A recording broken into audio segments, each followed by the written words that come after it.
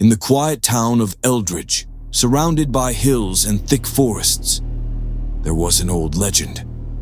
People whispered about an abandoned railway tunnel hidden beneath the earth like a scar that never healed.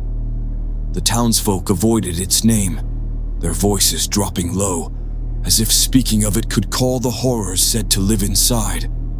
This was the tale of the empty tunnel, a place where the past never left and the living were never safe. Long ago, the tunnel was full of life.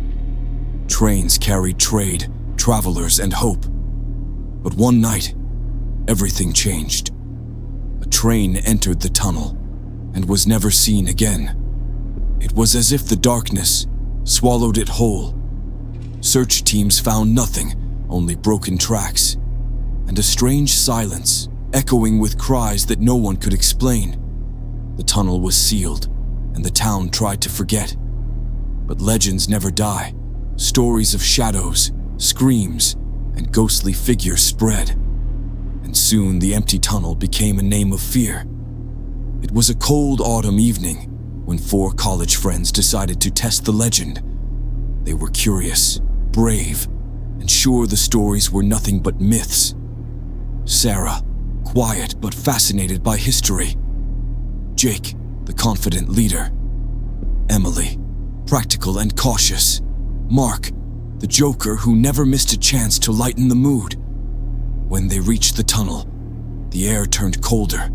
The railway tracks were broken, covered in weeds, and the entrance looked like a giant black mouth waiting to swallow them. Mark cracked a weak joke, but even he couldn't hide his fear as they stepped inside.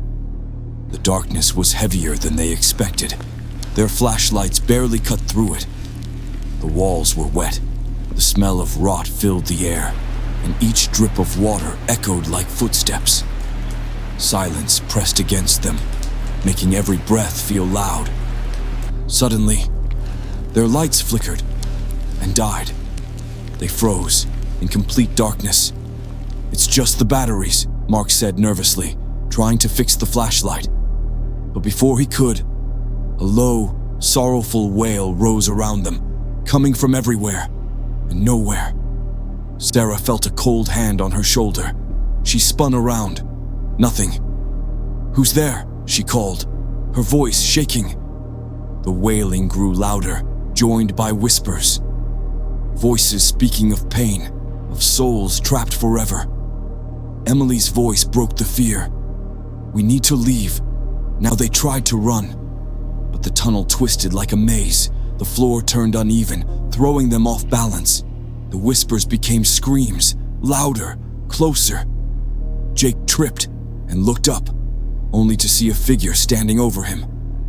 A train conductor, dressed in an old uniform, his face pale and twisted. "Leave this place," he croaked, voice echoing like it came from the grave. "You do not belong here." The friends clung to each other, pushing forward in terror.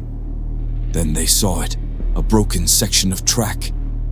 In the middle lay a rusted lantern, its glass shattered, but glowing with a faint, ghostly light. Sarah touched it. Instantly, visions flooded her mind. She saw the lost train, the terrified passengers. The moment they vanished into darkness, trapped forever, shaking, but determined. She grabbed the lantern. As they moved toward the exit, the screams and whispers slowly faded. The weight of the tunnel lifted.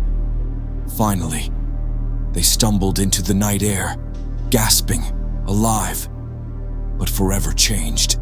The empty tunnel was behind them, but not gone. The horror they had faced was proof that some places never let go of the past.